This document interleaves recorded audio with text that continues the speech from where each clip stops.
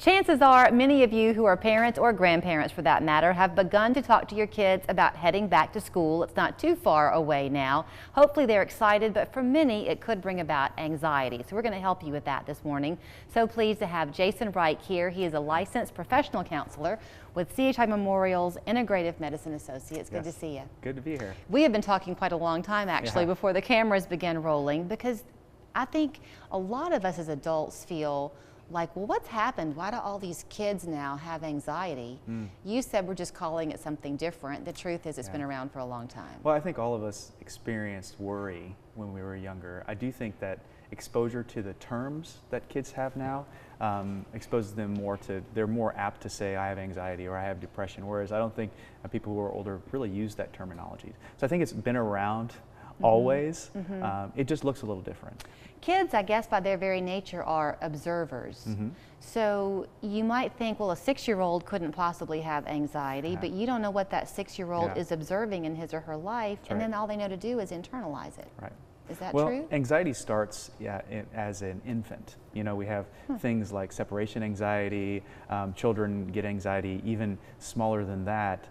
For certain things, being away from mom is an anxiety, and then you have, like I said, the 2-year-old, the toddler who has separation anxiety. So those all things are pretty normal and pretty standard. They're trying to learn how to interact with the world, and anxiety is not a bad thing. It's a part of the part that motivates us to do things. So when it's functioning properly, it's actually a helpful thing.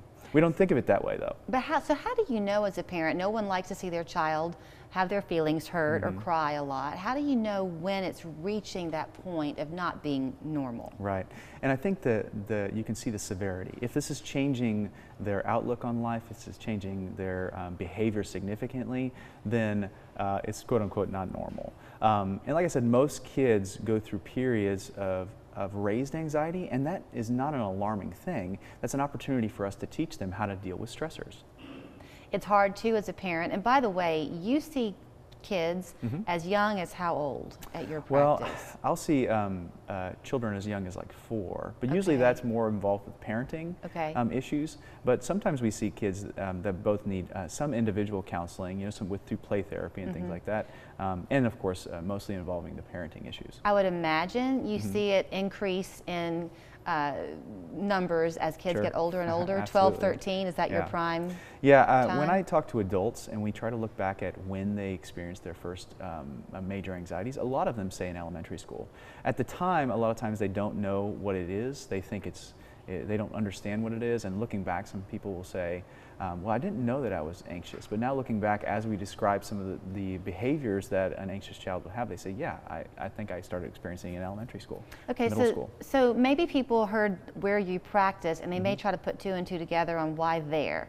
So it's an Integrative Medicine Associates, which I would think means I come to you, we talk, you begin to get a sense of what's bothering me, and part of the treatment may come in just talking with you, but you've got other people in place then who might benefit me as well. Well, the idea of integrative is mind-body. And so there are things that that affect our anxiety and depression that are very behavioral. Things like our habits, our sleeping, our eating, our well, everything, you know, our rituals that we do. And so that's a very behavioral side, and sometimes that might involve a nutritional thing. There's plenty to do with our anxiety and depression based on nutrition. And so there's a lot of changes you can make just by changing diet, a significant difference. And I think we're finding more and more the impact of diet. And so then there's the cognitive side, and the cognitive side is everything from, what do I think when I wake up? Is this, oh, here we go again kind of scenario every day? Is it, what's my self-esteem like? How do I interact with people? What do I think when I leave a conversation? Do I think, well, they're going to like me, they're not going to like me? What are the things that I describe myself in my head? And so the behavioral and the cognitive. And the idea of integrative is they're both enmeshed together, and you need to make changes in both sides to create real significant lasting change. You know, back to the conversation about nutrition, we've had people on this show before who've said that the gut is the second brain. So you laugh. Obviously, that's a pretty understood truth. Absolutely. In your world. So while people are there, will they possibly see you and other specialists in the group in the same visit? Yeah, we can. A lot of times we'll have somebody coming and seeing me at 10 o'clock, and then they see one of our acupuncturists at 11 o'clock, and they might even see our doctors at 12 o'clock. So you can do all that stuff together. Right. A lot of times people come and see our doctors first, and the doctor says, ooh, some of these issues are associated with anxiety, and I think one of the greater benefits would be counseling. So it's a combination of the two. Okay. We want to see the person as a whole, and that involves medicine at times, and involves at least the body, nutrition, and all of those things. So depending on what the issues are, we want to see it as a whole. If your child's having anxiety, as a parent, that means you're also having anxiety. Sure. And very few parents, I think, would easily turn over their child to somebody without being part of the conversation. Right. You very much include them in that? Yes, absolutely. In fact, the whole idea is the family to be involved in any issue, because it always is a family issue. Even though in some cases the issues with the general family might be smaller and the issue might be just anxiety for a child, it always involves the family when it comes to change. And so the parents are dramatically involved in their care. Are there some triggers? We mentioned this is a back to school topic, so we Sure. are on the cusp of that. Are there some typical triggers that worry kids? Social anxiety, Sure, I guess? absolutely. Social is a huge one. Of course, social is a huge one for adults too. It's probably the primary anxiety that we see is social. Even things that don't appear to be social usually have a social component to them. Even self-esteem, very social. So yes, social change, of course, children as adults, we don't really like change either. So change is a huge component to that. Those are the two big ones, I would say, is any significant change or any significant social activity at times.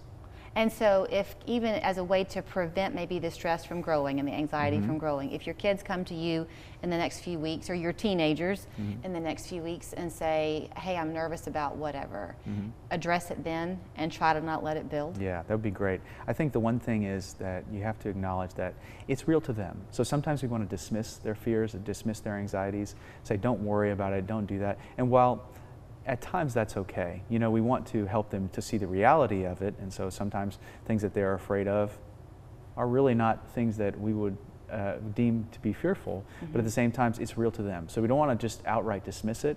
We want to acknowledge it, help them work through it. That's a teachable moment for them. Teach them how to deal with stressors, teach them how to deal with anxieties and fears.